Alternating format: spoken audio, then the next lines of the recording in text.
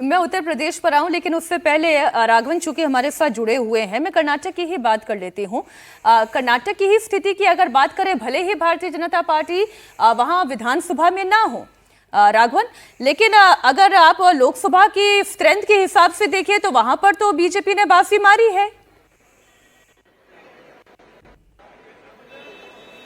बिल्कुल, देखिए बहुत शानदार लोकसभा में बीजेपी का रहा है। और अगर विधानसभा की बात कर ले तो 137 सीटों के साथ कांग्रेस बहुत मजबूत स्थिति में, 3 इंडिपेंडेंट का भी सपोर्ट वहां पर है, तो 140 लोगों का सपोर्ट है। लेकिन जैसा आपने जिक्र किया था, वहां पर अब कुर्सी की लड़ाई है। इतने दिन तक ये कहकर डीके शिव कुमार को चुप रखा गया था कि विधानसभा चुनाव के नतीजों के बाद हम आपकी बात को सुनेंगे और हम देखेंगे कि आने वाले दिनों में एक बार फिर जो है बड़े लेवल पिच किया जाएगा डीके शिव कुमार की तरफ से कि उन्हें सीएम की कुर्सी दी जाए। लेकिन वहां पर एक अंदरूनी फाइट से कांग्रेस गुजर रही है, लेकिन जो गारंटी स्कीम्स है जिसकी लगातार वकालत राहुल गांधी करते हैं, वो जमीन पर बहुत ज्यादा काम करती हुई दिख रही है। और एक फाइट जो है वो बीजेपी में देखने को मिल रही है। मीनाक्षी, वहां पर विजेंद्रा को जो प्रदेश अध्यक्ष बनाया गया, उससे बहुत सारे बीजेपी के नेता खुश नहीं हैं। बीएल संतोष के बारे में कहा जाता है, जो संगठन महामंत्री है, उनका अपना एक गुट है। उसके अलावा प्रहलाद जोशी का अपना एक गुट है। तो ये तमाम चीजें वहां पर चल रही है। मुझे लगता है कि अभी तक अमित शाह की नजर कर्नाटक पर पड़ेगी। देखिए, संकट चेहरे का है। अब येदियुरप्पा जैसे कोई नेता तो है नहीं बीजेपी में, मैं गलत तो नहीं कह रही हूँ। येदियुरप्पा जैसा सबसे बड़ा जो चेहरा था, स्टॉलवर्ट चेहरा था, वैसा चेहरा बीजेपी के पास नहीं है। लेकिन ऐसा ही चेहरा पश्चिम बंगाल में भी समस्या थी, उनके पास नहीं था।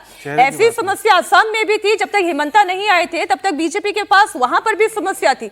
इसलिए राघवन, एक छोटी सी टिप्पणी आपसे इस पर कि अगर एक बड़ा चेहरा खड़ा हो जाता है और जेडीएस के साथ केमिस्ट्री बन जाती है तो यहां बीजेपी की चुनौती दूर हो सकती है।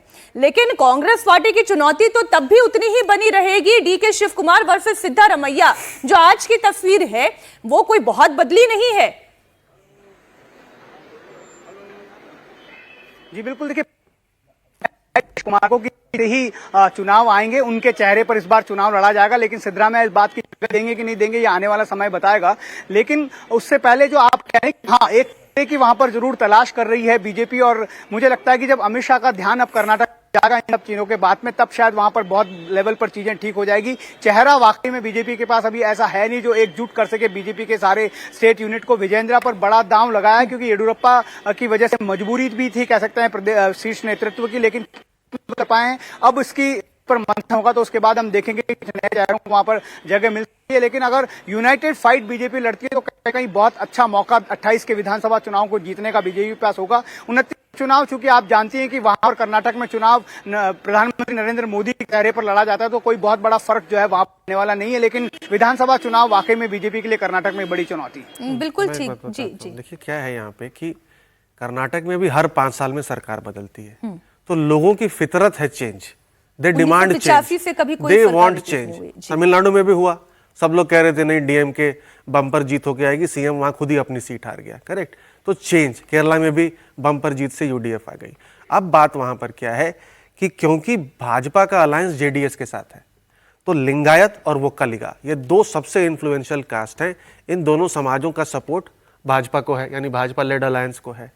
कांग्रेस में डीके शिव कुमार भी वोक्कालिगा समाज से आते हैं, लेकिन क्योंकि उनको मुख्यमंत्री नहीं बनाया गया, या उनके मुख्यमंत्री को लेकर के टालम टोल इतने दिनों से चल रहा है, जिस वोक्कालिगा समाज ने कांग्रेस को सपोर्ट किया है 2023 के विधानसभा चुनाव में, उसमें एक बड़ी टूट हो सकती है 2028 के विधानसभा चुनाव में।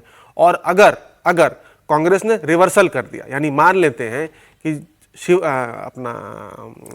सिद्धारमैया जो अहिंदा को रिप्रेजेंट करते हैं, यानी माइनॉरिटीज, एससी, एसटी, ओबीसीज को रिप्रेजेंट करते हैं, लोअर ओबीसीज को, क्योंकि एज हो जाएगी उनकी, और मान लेते हैं कि चुनाव से पहले वो ये ट्रांसफर कर देते हैं पावर का और वो कलिगा समाज के लोग को सीएम बना देते हैं, तो जो ये अहिंदा का वोट है वो टूटने की कगार पर आ जाएगा। क्योंकि पूरा जो लोअर ओबीसीज हैं पूरे भारत में आज, खास करके नॉर्थ में और लार्जली मतलब वेस्टर्न और ईस्टर्न इंडिया में बीजेपी के साथ है। तो इसी डिलेमा में कांग्रेस पार्टी है कि ये अगर डिसीजन लेती है तो एक वोट बैंक ऐड होता है वो कलिगा समाज का, लेकिन दूसरा जो बड़ा चंक है वो छूट